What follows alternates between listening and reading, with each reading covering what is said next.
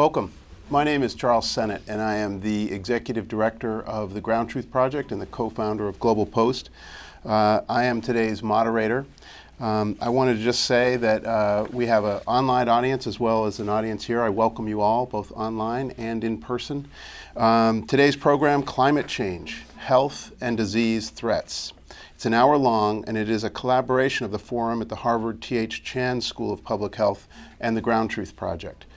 Today's panelists, starting from my immediate right, are Aaron Bernstein, Ari, Associate Director of the Center for Health and Global Environment at Harvard T.H. Chan School of Public Health and Hospitalist, Division of General Medicine, Boston Children's Hospital. Ari. Jack Spengler, Director of the Center for Health and the Global Environment, Harvard T.H. Chan School of Public Health. Jack.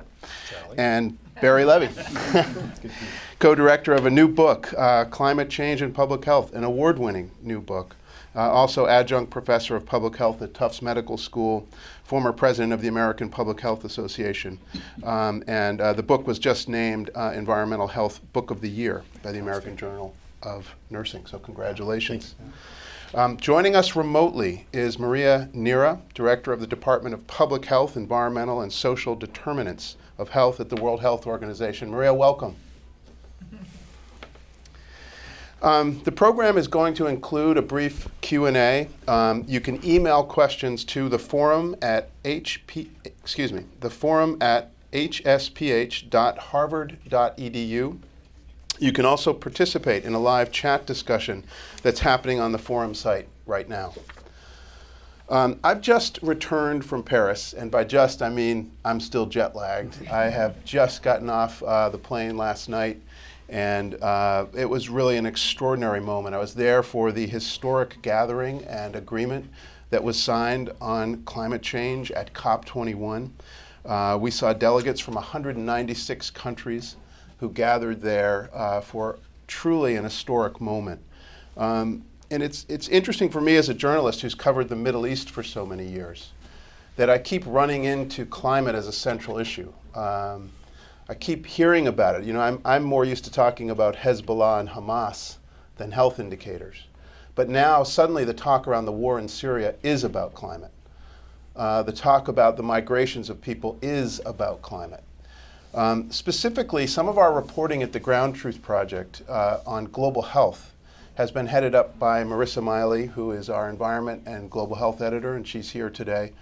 Marissa was with us in Paris and really heading up a team of 6 top young journalists who were there in Paris reporting. Through 5 years of seeing Marissa lead global health projects, we kept running into climate change on the course on global health stories about child mortality and about infectious disease. But what really grabbed the attention of Marissa and our team of reporters is that we were not running into global health issues at the conference on climate change. And I think one of the things we want to explore today is why is that? We'll be looking very carefully at this through the eyes of our panelists who can really enlighten us on how there are all of these cross currents running through this threat matrix in our world right now that really do allow us to link some of the conflicts and some of the enormous challenges on global health back to climate and understanding it in that context. So we will begin by trying to open this conversation. And Ari, I'm going to ask you to start us off, if you would, and provide us some context about why health is an important part of the climate change discussion. Sure. So I'm a pediatrician, and as a pediatrician, it's my job to ensure the health of children. And in my view, there are few things that can be done that are more important to that end than doing what we are doing as regards to climate change.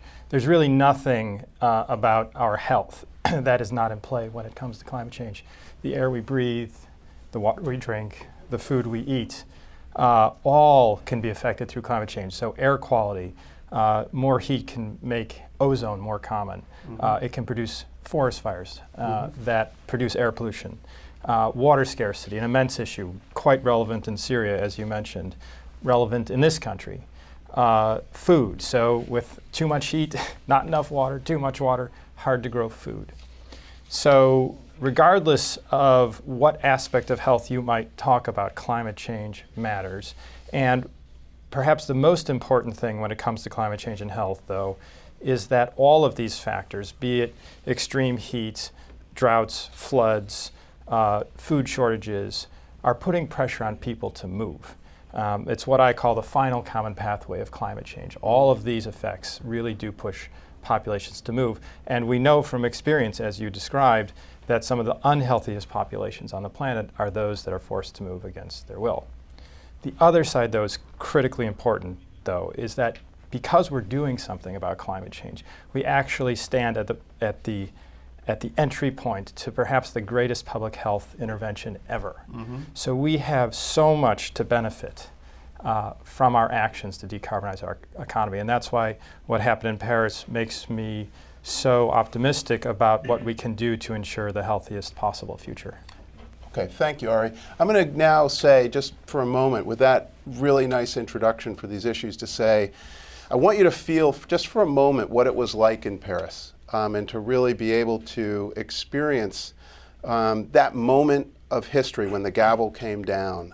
We were there with our team reporting from the GroundTruth project. We're based at WGBH, so we were there with our partners from PRI The World, huge team from WGBH, team from NOVA, really great presence from WGBH there, and this really powerful moment. I've been a journalist for 30 years. I've had a handful of experiences in my life where you feel you are truly in a front row seat of history. So I hope you were able to follow some of our coverage from Paris. We had a live blog. We also had a lot of stories that these top young journalists who we train and support have been doing. I hope you follow that. But before we go on to Jack, I just want to take a moment and share with you a clip from the pool report from our colleagues at Reuters, which really captures the moment this all happened. C'est un petit marteau. With a small hammer, you can achieve great things, says French Foreign Minister Laurent Fabius, who announced a landmark climate accord Saturday.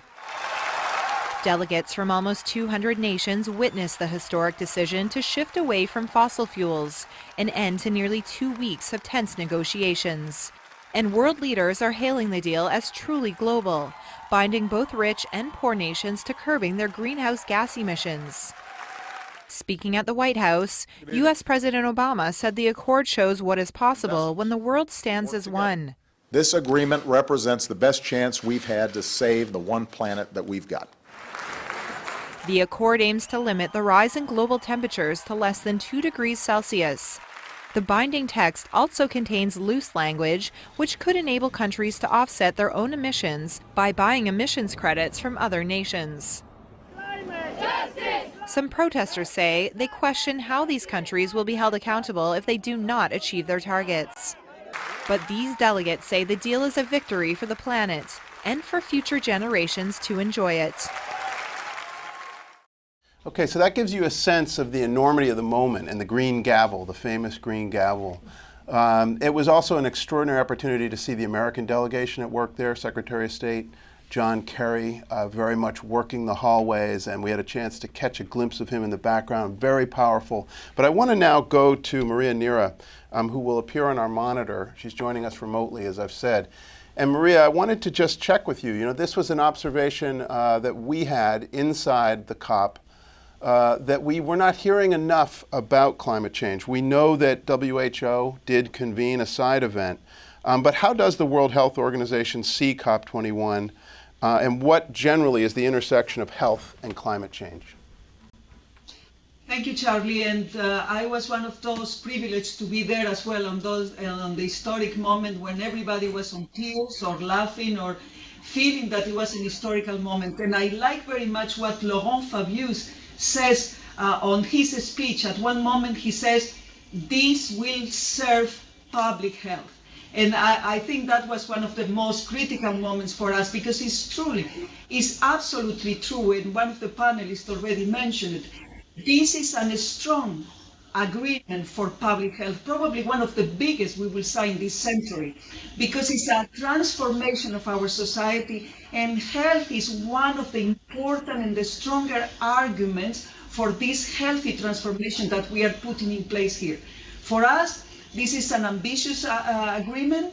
This is something that sets targets. So now the international community will be able, on a very transparent way, to see whether those targets are under implementation or not. We will not have any legal mechanism maybe, but we will have the responsibility as a society to check whether the countries are going or not for those targets.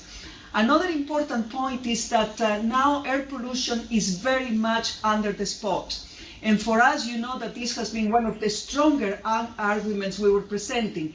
Okay, climate change is already affecting our health. We have enormous amount of evidence, scientific evidence there, but we have as well very good arguments telling us that there will be major health co-benefits that can be obtained if we tackle the causes of climate change, if we put in place what in the public health community we have been always calling primary prevention, because it's all about primary prevention. Therefore, we see that air pollution is now one of the fundamental changes on all of this debate, because we have every year more than 7 million premature deaths caused by air pollution, according with the estimates by the World Health Organization. We have been putting that very much at the heart of the discussions. And if the citizens, they have at one moment difficulties to make the linkages between climate change and health, they didn't have at all difficulties to link air pollution and health, because they were feeling it very much. And you could see that that has changed a little bit the agreement. So for us, it's all about now being the kind of post-COP21 generation. They want to make sure that we will implement and make sure that the adaptation funds that have been committed, this famous $100 billion that will be put particularly to support developing countries on their adaptation plans, we need to make sure that the health sector will be beneficiary as well of those massive funds, because it's very much suffering the consequences of climate change. And we need to be there as well to push for this new transformation and the less use of fossil fuels that are so bad for our health.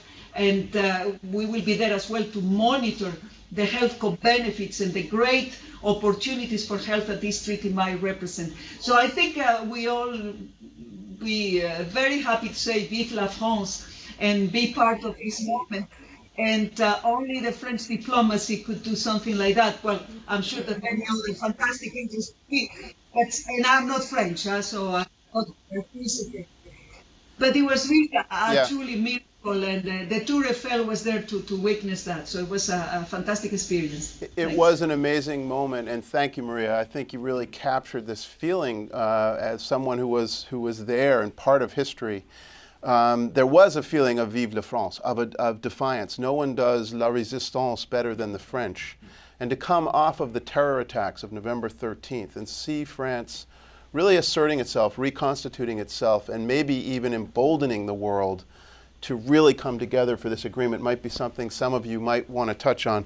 Maria, I want to come back to you at some point and push a little further about global health and say, was it sufficiently discussed? Is it sufficiently into the 31-page agreement in a way that you feel it should be? And is the funding of $100 billion a year starting after 2020 going to be enough to take care of the enormous breadth of responsibilities that come with this historic agreement? So maybe we'll come back to you. But just to turn to you, Jack Spengler, Maria used the example of air pollution, and we have your great expertise here, Jack, as someone who has really looked at this as a pollution expert.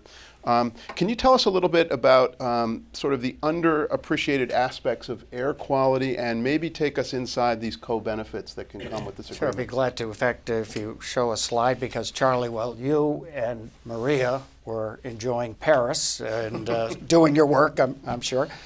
20 million other people in Beijing were forced to breathe this kind of air, and it was a red alert. I mean, this is exactly what Maria was talking about. What are the implications of fossil fuels to health, to air pollution, and to health? And I chose this slide not because we don't know air pollution exists around the world, in sub-Saharan Africa to Asia to India to elsewhere, but this is front page Wall Street Journal. And who reads that? It's the corporate leaders and the government leaders. And why is that significant? Because it's a link now between the fossil fuels and economic disruption and civic disenchantment. So before Under the Dome was taken down, that revealed to the Chinese people the price of progress, the underside of that with contamination, we're beginning to understand that this is a huge public health price that we're paying. And it's an obvious link from climate change to greenhouse gas reductions to the double wins, and we'll talk about that. But the double wins are renewable and clean air. That's a double win. Coming out of the idea that this could spur business growth, investment. But listen, the edict here was the suggestion, public health suggestion. Think of this. How long have we been dealing with air pollution? Stop driving and stay indoors. Wear a mask and stay indoors. Right. And where do you think the air comes from that's inside? The air we're breathing here came from outside. Right. And it carries a lot of the attributes of outside, and we add things to it. Right. So the air cleaners that the middle class buy in China might help the particles, but it doesn't help the gases, the formaldehyde, the chemicals that come out of the product. So it is a complex public health issue that can only be addressed by cleaner fuels, better technology. Okay, and just to contextualize, what the air quality in Beijing, while these delegates were meeting from around the world to address this issue, how bad was it? And contextualize in history. I know it was one of the worst in modern times. Is it as bad as it gets in Beijing as the world body was gathering? It is the first time the red alert was called, and this is extreme danger. But I experienced this when I was in Singapore, and the fires from Sumatra came over and shut down Singapore. Right. And that was 4 times the health safety levels, and I'm sure it was this. Okay. I mean, and I've been in Beijing where you can't see when you land at the airport 10 gates, planes at 10 gates down the road. So that's 200, 300 micrograms. This is the old days of London. Okay, thank you. Okay, so I want to turn now to you, Barry Levy, and I wanted to ask you about your new book. Congratulations on climate change and public health. I had a lot of time on the plane over the last few weeks, and I think what you've outlined is extraordinary. Could you tell us a little bit about the key findings in your book and why you wrote it? Sure. And Jonathan Patz is a co-editor, and we had 76 contributors from around the world. But basically, we wrote it because we felt that physicians, nurses, other health professionals, and policymakers really needed a concise, comprehensive, and understandable way of learning about the various health effects, many of which have been already touched on by Ari and Maria and Jack. Not only to understand the health effects themselves, but the particularly vulnerable populations and what health professionals, policymakers, and others can do, not only to help mitigate the greenhouse gases that are causing climate change, but to help everybody adapt and to promote policies and programs that will help us to adapt to existing climate change and a certain amount of climate change that is destined to happen no matter what we do at the present time. Okay, excellent. Thank you. One of the really underappreciated aspects of climate change, and you write about this, Barry, is the links to the loss of traditional lifestyles and sometimes even conflict. We saw so many of the indigenous people of the Arctic and other people who were there present on the streets in Paris trying to have their voices heard. I'm not so sure they were heard enough. We have a clip that we can go to that was produced by the Daily Climate and PRI's The World, our partner at WGBH. And it shows how drought and unexpected heavy rainfall has impacted a Maasai family and their herd of cattle. It really shows that the family's ability is greatly impacted in terms of how they're going to make a living and how much food they'll have. And the clip opens with a young member of the family who's a marathon runner who's worried about climate change's impact on his future. The weekly cattle market is the cornerstone of the Maasai economy, and sales here depend on the kind of steady rains that once were the norm in Kenya. These days, Takiata sells less cattle here because there haven't been the steady rains for at least a decade.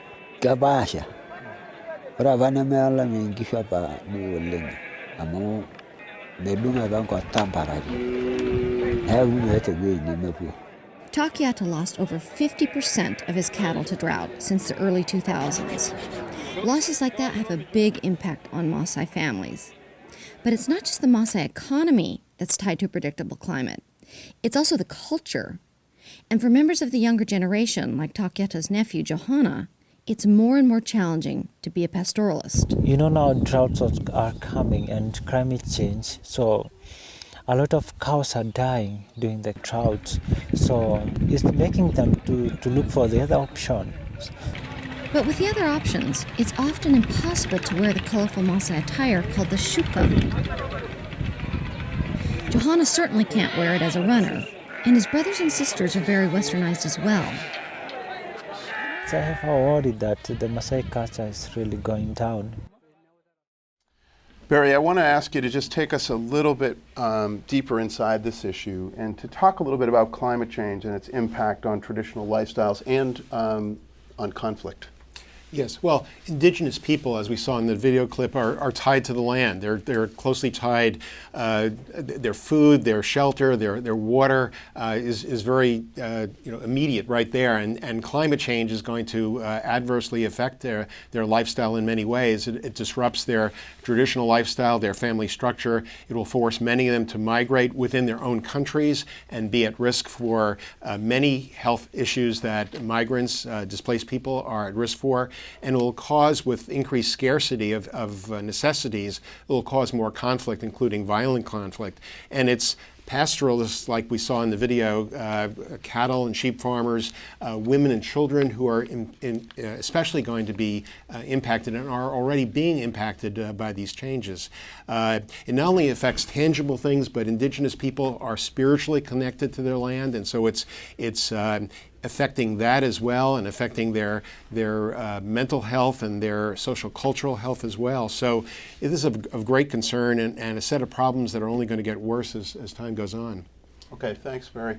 So we're almost at halfway through our program, and this is really the second part of our forum, and it's something we're calling addressing the issues, and we want to say we can have a little bit more interplay between you, our panelists now, on some of these issues, and we'll go in sort of theme by theme on how we can look at some of these issues. So why don't we start with you, Jack, if we could.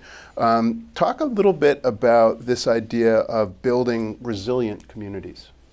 Yeah, so I think this is the new vocabulary word, where sustainability might be charged, climate change might be charged politically. I think resilience, everyone can understand that this is what we want to build into our cities.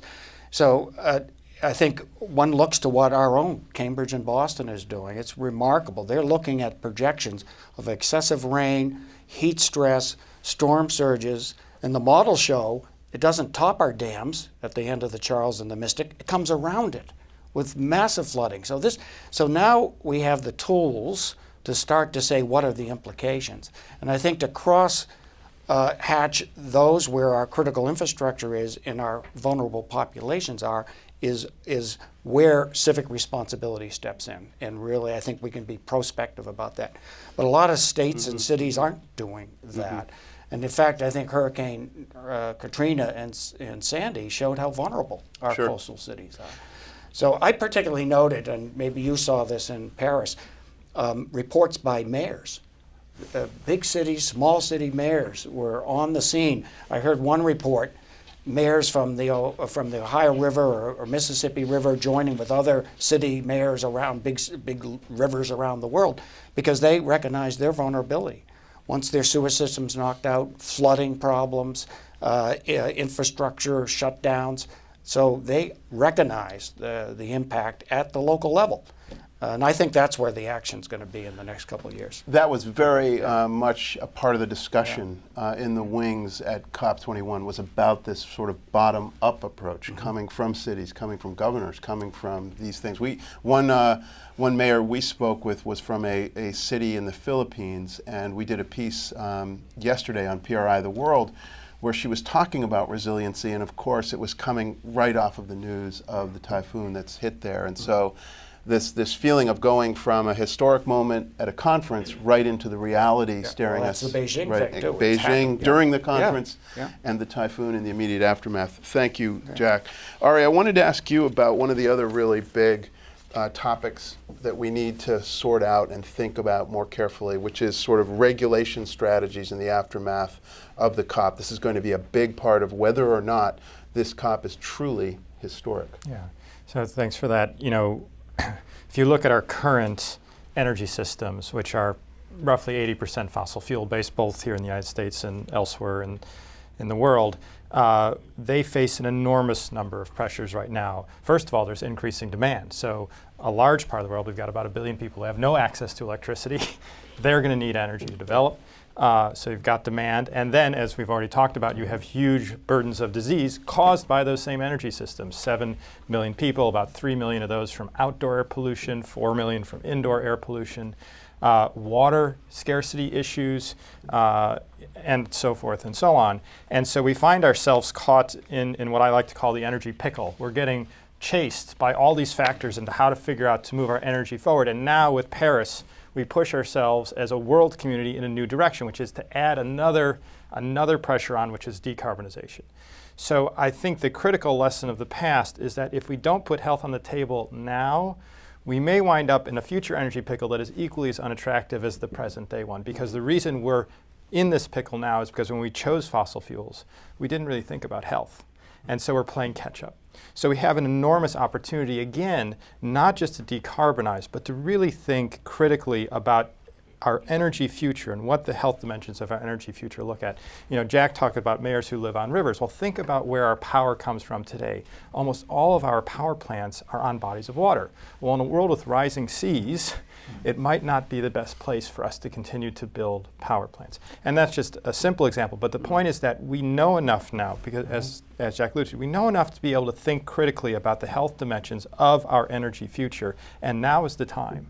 Now is absolutely the time. Are you convinced that there is enough momentum for the regulation strategies and the commitments that come with those who've signed on to COP21? Is it really going to get things done? I think there's a great deal of cynicism out there about whether or not we're really going to see the sea change that is promised. Yeah. So I work in the business of skepticism and cynicism, both in the climate realm and as a pediatrician. And let me say this, which is that people care about their health, and they absolutely care about the health of their children. And making clear what's at stake for the health of people and their children is ultimately, to me, one of the most powerful arguments we can make for a call to action. So we cannot fall to the face of cynicism. We cannot fall to the face of false beliefs, which are out there. We must focus on the reality that we face and realize that we stand, as I mentioned before, we stand to gain so much. And not just about the things I talked about before, about the heat waves, but think about the major public health challenges we face right now. Obesity, arguably one of the major public health crises in the world right now. If we do what we need to do for climate change, we're actually going to have a tremendous impact. If we eat less meat, if we walk more, if we use more public transit, if we decrease the air pollution that's killing 3 million people a year, the kids I take care of who are obese are going to eat better diets. They're not going to be forced indoors on bad air pollution days because we won't have them, and so forth and so on. So that is a perfect framing and transition to bring Maria in on this and to really talk about what you call this call to action for health professionals. And Maria, I wanted you to tell us a little bit about that call to action, how it's being sent out, how much the signal is being received globally. And if you could, maybe in the context of that, come back to us with a little bit more about, was global health sufficiently recognized in the actual text of the document? Would you like to have seen it more present in the negotiations and in the hallways, which was where so much of the action was in Paris? Thank you. Maybe we should start by the fact that the first report that the World Health Organization produced on climate change and health was 20 years ago. And then we started to attend the COP 12 years ago. And believe me, the first year when we attended, the so-called health community, somebody was telling me the other day that we could all fit on a very small room. It was a very small community. We were trying to pass messages, and we were considered as the kind of, okay, fine, you have a nice message, but we have serious business to deal with here. Then we keep producing a lot of scientific evidence in contact, obviously, with many other from the public health community. The evidence was there. It has been a moment where things started to change, and it's exactly when we started to put things a little bit in positive, saying, okay, climate change is affecting very negatively our health, and we have all of those terrible arguments about the pillars of our health being affected by climate change: access to food, access to water, access to shelter, to clean air. But more importantly, if you tackle the causes of climate change, you can obtain benefits that you cannot imagine. You can tackle the non-communicable diseases epidemic that you were referring to. You can reduce the damage caused by the exposure to air pollution. You can have a more sustainable way of producing and consuming and moving. So it will be a fantastic opportunity. When we started to put all of those arguments and to put the air pollution component, people started to understand.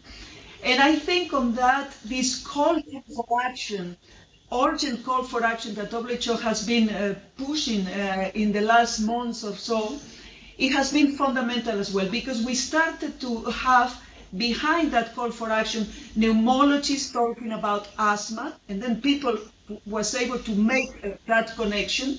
We had all sorts of specialists from very still credible professional, medical profession, saying this is bad for our health and this can be very good for our health. And this is the way we were trying to mobilize and to engage the health community to the level of saying this is the greatest opportunity for public health. If you have a strong treaty in Paris, it will be a strong treaty for public health. All of that has been working. I think at the same time, obviously, we have been putting all the arguments related to access to clean energy and the importance for public health of that. You were mentioning the outdoor air pollution, but if you look at the fact that almost half of the world population is still relying on biomass or wood to cook or to heat in their house or to even lightening the little household. And this is about human rights as well. I mean, you have girls normally collecting wood, working for hours, obviously not going to school because they need to collect the wood to then cook, and then inhalating the particles in suspensions, and the little boy or children that is normally in the back of the mom suffering from pneumonia and other diseases.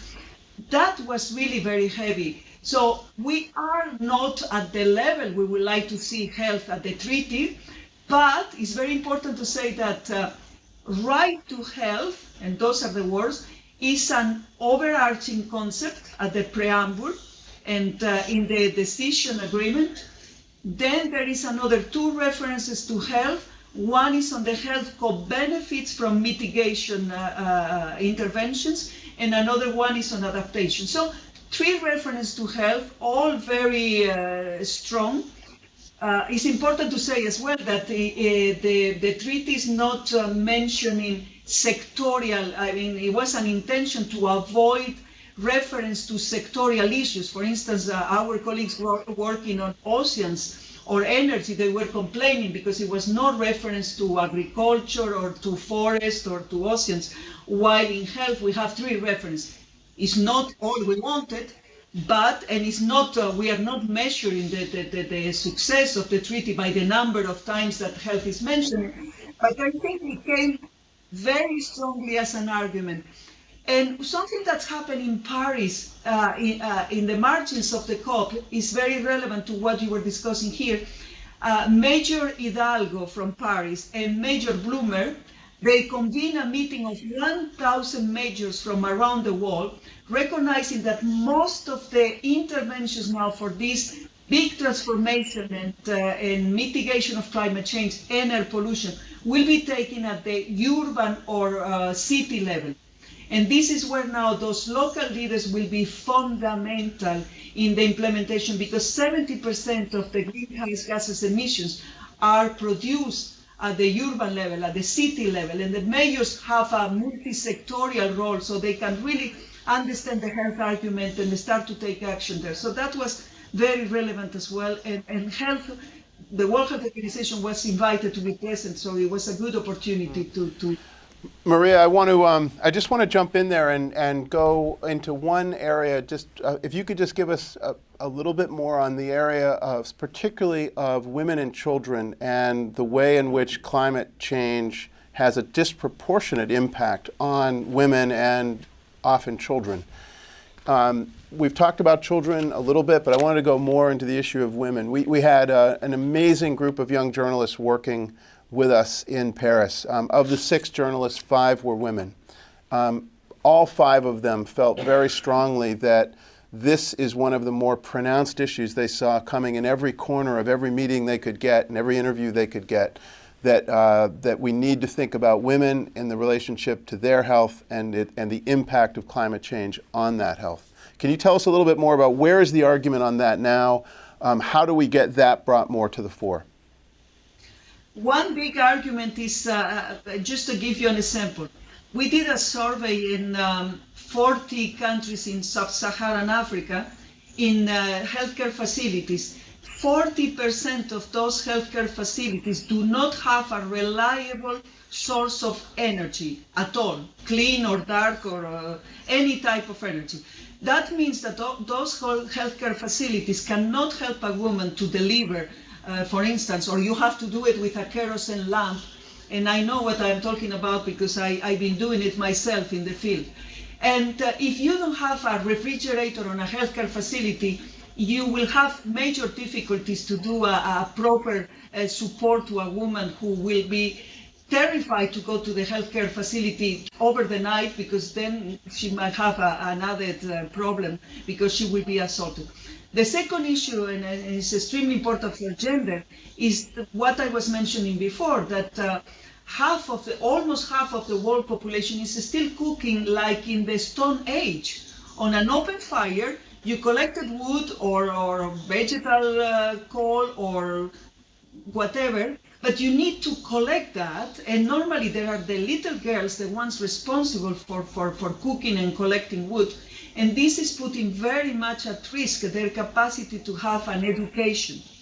And this is fundamental as well, so it's an issue of gender, and access to clean energy and sustainable energy will be fundamental to reduce maternal mortality because of the clinics in Africa that I was in Africa and in Asia, obviously in other countries, because of this gender discrimination regarding the collection of fuels for cooking, and because of the fact that when there is a migration, because of a natural disaster or when you lose your shelter or your capacity to have agricultural production, then normally those are the women in charge of this agricultural basic production of food for their families. Okay, so thank you. This is a major issue. Great, thank you. I want to say we're in good shape on time, but I do want to I hasten to get to this conversation around co-benefits. It's something that we heard Maria mention. Barry, could you describe for us a little bit more? What do we need to pay attention to in terms of co-benefits? Sure, absolutely. Let me talk about this in 2 ways. First, to pick up on what Ari said earlier, that to the extent that we shift away from a meat-based diet to more of a plant-based diet, we're doing a lot to reduce our carbon footprint individually and as a society. To the extent that we move away from fossil fuel-powered vehicles and do more walking and bicycling, so-called active transport, it's not only better for climate change, but it's better for individual health. But I'd also like to pick up on what Maria said on a more societal or macro level, that to the extent that we address some of these problems that we contextualize in terms of climate change, we're really addressing other really very important issues in terms of women's rights, children's rights, vulnerable populations, indigenous people. So I think it's important that we recognize that these issues are not only co-benefits at an individual level, but at a societal level, and even going beyond the constructs of active transport and a healthier diet. One definition of public health is what we do as a society, as a global society, collectively, to assure the conditions in which people can be healthy. And so I think there's a real opportunity, as Maria indicated, for us to leverage what's happening here in these actions to address climate change, to address a lot of other public health and human rights issues at the same time. Okay, thanks. Adding to this issue around all of the ways in which people, particularly women and children, are affected by climate is conflict. And I think that's something that sadly has been my business for way too long. I covered Iraq, I covered Afghanistan, and have just watched so closely what's happening in the Middle East. And it's only recently that those of us who cover stories like that are starting to really get the connection. We may be quite slow on this. You've had a body of work that's a lifetime work of excellence.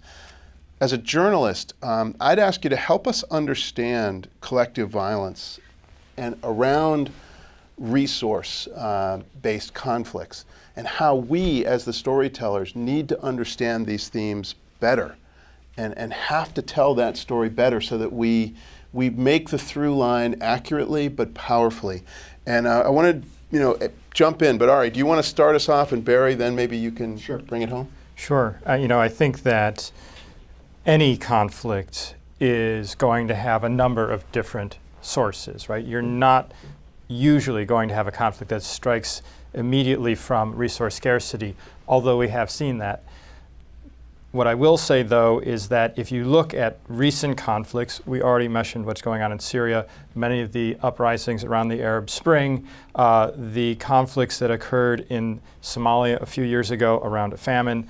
If you look at the conditions around those countries, not much had changed for a long time. There were, in some cases, repressive governments. There was discontent on many levels. But what was the straw on the camel's back in many cases was an extreme climate event. Mm-hmm.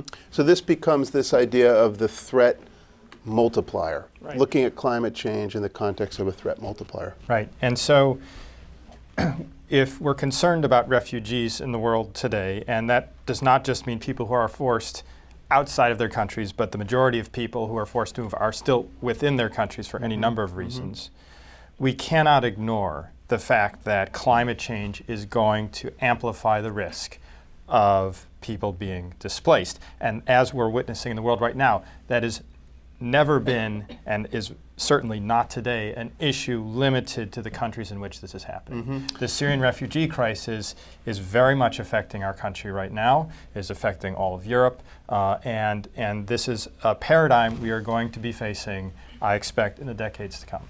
Okay. Secretary of State Kerry has articulated it very well, I think, as someone who has studied a lot of security issues. He is a veteran himself, served in Vietnam, and seeing his work at the COP, as I said, was dogged diplomacy, really working it. But I think we saw the President of the United States be strongly criticized for trying to make this threat matrix in which we need to look at climate change, and at least in long-term metrics, as being a greater global security threat than perhaps terrorism. Barry, can you help us understand that through line without allowing it to get overly politicized and turn into a partisan debate that gets us nowhere? Yeah, and in the current Democratic administration, the Obama administration, in the previous George W. Bush Republican administration, our military this has been on the, in sight of our military for a long time, and they've been seeing this as a threat multiplier, as a national security issue. So this is not a partisan political issue. This is an important issue with regard to our national security. And in fact, this is not a new phenomenon. There are studies going back 1,000 years showing that whenever there are long periods or even relatively short periods of intense climate change, that is extremes of precipitation, extremes of temperature, it affects a number of things, including agriculture. It leads to scarcity. It leads to violence, not only between nations, but often within nations. And so we need to be prepared for this. We need to do what we've done in so many other ways to try to interrupt violent conflict, in fact, even before it begins, and to try to find peaceful resolution to conflicts, but also, of course, to address the climate change issues themselves. Okay, thank you. We're about to come to your questions, the online questions, and I hope we have some time for the audience questions as well. But before we go, Jack, can you just talk a little bit about, if we're going to understand these issues, we're going to have to really look at the role of universities and schools in shaping the debate. Yes, and I'll have a slide of Drew Faust, who couldn't be with us, but Okay. I have brought one of her and something she said to all of us. But I look at, we're from medical schools, schools of public health, and what worries me a bit about the climate change is the celebration of our world leaders and our corporate leaders, right?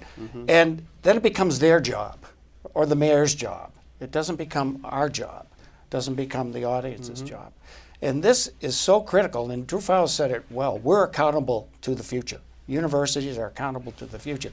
Our role is to prepare those professionals, anticipate the needs in society, and prepare those responsible professionals for the next 40 years of their careers. That'll put them to 2050, 2060. And if they don't have the tools to really, an understanding, then we haven't done our job. But I'd like to say we are doing our job, and I think it's manifested in a couple of people. And I think Jonathan Bonacore from our center is in the audience, and he graduated from the School of Public Health. He ran the national grid, the emission grid for the whole United States, and then said, what would climate reduction strategies put forth by this administration do for health? 3,000, 4,000 lives saved. I mean, that's the kind of analytical tool that's needed.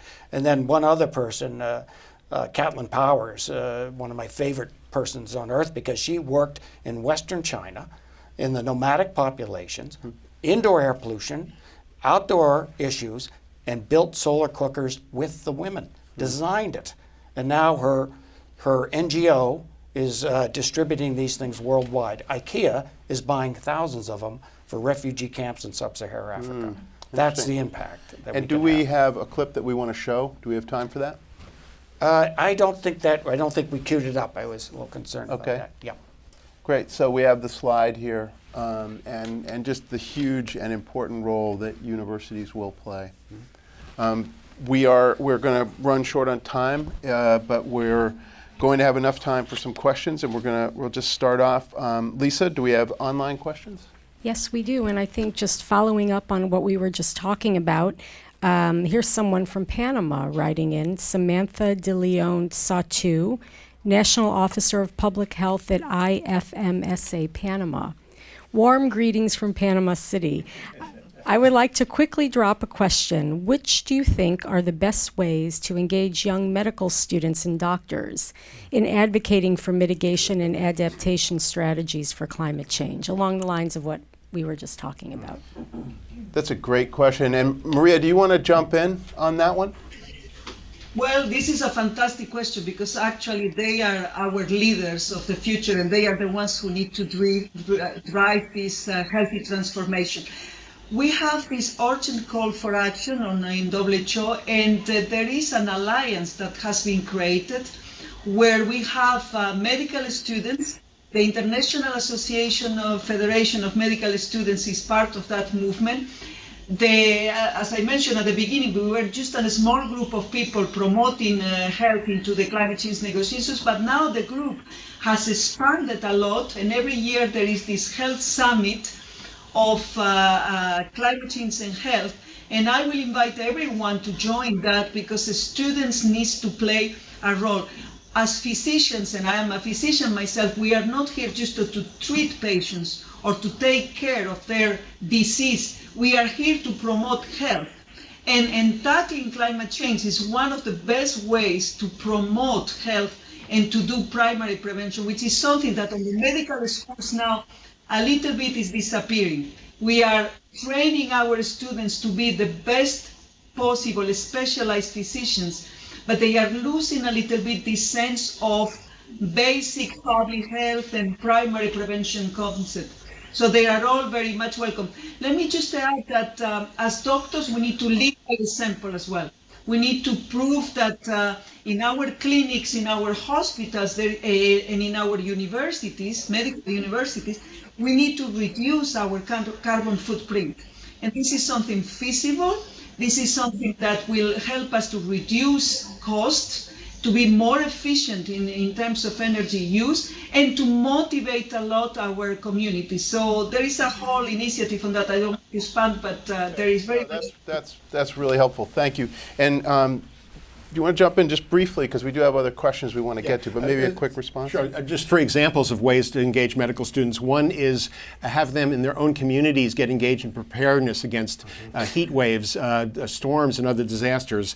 Have them do research on diseases that are emerging in their communities, the West Nile virus, other vector-borne diseases that are spreading and becoming endemic in areas where they weren't before. And finally, send them over for electives in places like Kenya. Have them work with the Maasai. I lived and worked in Kenya for a couple of years, and working with in low-income countries where the risks are so high with vulnerable populations. I think that's a great experience, an eye-opening experience. They don't have to go that far. Half of the Navajo Nation is drift and sand.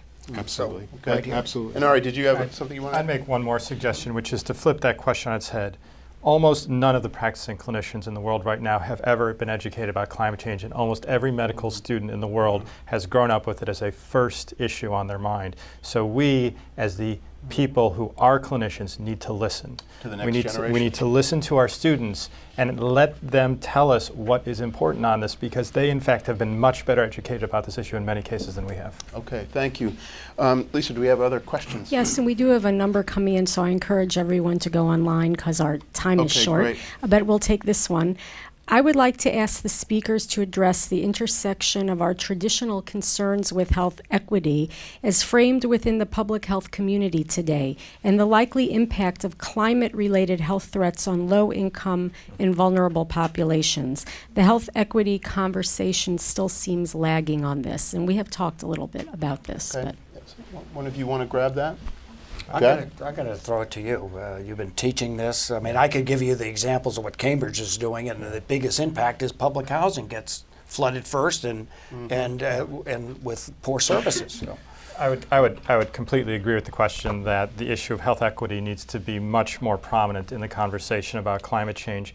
Those who have the most resources in the world are going to be the best able to adapt, and anyone who spent any time in public health knows already at baseline there are populations that are vulnerable to all kinds of adverse health outcomes, and climate change is yet another potential risk for these populations. We saw that with Katrina, we saw it with Sandy, we've seen it with heat waves in this country, and we must absolutely focus our interventions, be it on the mitigation side or the adaptation side, and take a primary concern with people who are already vulnerable. All right, I'm going to just throw out that we're going to come very soon to the end, and I'm going to ask each of you to do a sort of lightning round of what you would see as the policy takeaway that we need to be thinking about. Before I come to that, I did want to see if there is one question in the audience that someone wanted to ask, and we can do that for you. Sir. Yes. I'd be interested in whatever you have to say about divestment, because Jack, I believe, showed a slide of the university involvement, and there is a petition requesting that Harvard divest its fossil fuels, and the idea is that it's more important to keep these fuels in the ground than it is to use them. So a student petition. No, it's a faculty petition. So faculty petition, that's really interesting. So divestment is the question. 300 of us faculty have signed the Are the request. students with you? Is there a movement on campus as well? Yes. Yeah. Okay, so that's very interesting active. in terms of the new generation. But think of this, the Rockefeller Foundation divest of fossil fuels. Isn't that a message? Stanford gets off the coal kick. I mean, so I think we have some real serious issues, and I think linking fossil fuel air pollution to health effects is the moral equivalent of cigarette smoke and tobacco, and I think we're trying to make this argument. We're there now. Let's break there, and let's say we have about 2 minutes just to do a very quick round. If you could try to keep this to 30 seconds so I can get to each of you and ask you for your recommended policy takeaway. Maria, we'll start with you. Well, definitely we have a role as the global public health community to be engaged in this. We have a major advocacy role in putting political pressure where it's needed. So interventions like the one that was described now, I think is interesting as well to follow. We have the responsibility to support vulnerable countries to go with the adaptation measures, and particularly the healthcare facilities, they need to increase their resilience capacity, and we need to make sure that we help them to do that. And we need to be there as well to promote this work now on how to link mitigation interventions, make sure that they are selected and prioritized according to the health benefits that they will produce. Okay, thank you. And all right, thanks. And I'll come back this way. Can you very briefly, what is your recommendation? I think there needs to be more focus, and just picking up on the last question, more focus on equity and social justice and protection of human rights, both within our own country and really throughout the world. We need to keep in mind that those countries that bear the greatest burden of climate change are the poorest nations, at least socioeconomically, and they have contributed the least to climate change. So I think there needs to be much more focus on that in a number of ways to make sure that they get the assistance that they need, and that equity and social justice is at the top of the agenda. Thank you. Jack? Probably more practical. I just noted our budget, our federal budget was passed, and in that was a compromise opening up our domestic oil for foreign sales, but the compromise keeping incentives on renewables. So the time is right. Mayors, communities, businesses, universities step up and take advantage of these. Yeah, there's a real sense of momentum now. Yeah. Ari? So we're going to hear a tremendous amount about the Clean Power Plan, and that's critically important for this country for a number of reasons. But beyond that, the thing that's missing from our policy dialogue is the reality that a huge number of people in this country depend upon fossil fuels for their livelihood. And I'm not just talking about the gas pump, I'm talking about for their jobs. And unless we address that reality, we will never have the progress we need. We must address the fact that we live in a fossil fuel society and that people's livelihoods depend on it. And until we address that, we're going to have a very hard time making progress. Okay, thank you. Thank you all. Thank you to our panelists. I really appreciate it. I just wanted to close out with the recommendation I'd have for journalism, which is we need to do a much better job at storytelling. We need to do a much better job at highlighting this issue in all of its complexity across all of these themes, whether that's global health or conflict. We need to find a way to do that. And our purpose at the GroundTruth Project is the next generation. We are really working with young journalists to help them tell the next stories that need to be told. And clearly, for this new generation of correspondents, there's no bigger story than climate change. So thank you all for helping us sort through these issues. Much appreciated. Maria, thank you. I want to just say in closing that we want to encourage you to continue the conversation on forum HSPH.org. And we want to encourage you to tune in to the next forum, which is going to be Cancer and Diet, the latest on processed meats, fats, and more. Friday, January 15th, also 12:30 to 1:30. You can go to forum HSPH.org to find out more about that. Thank you very much for joining us.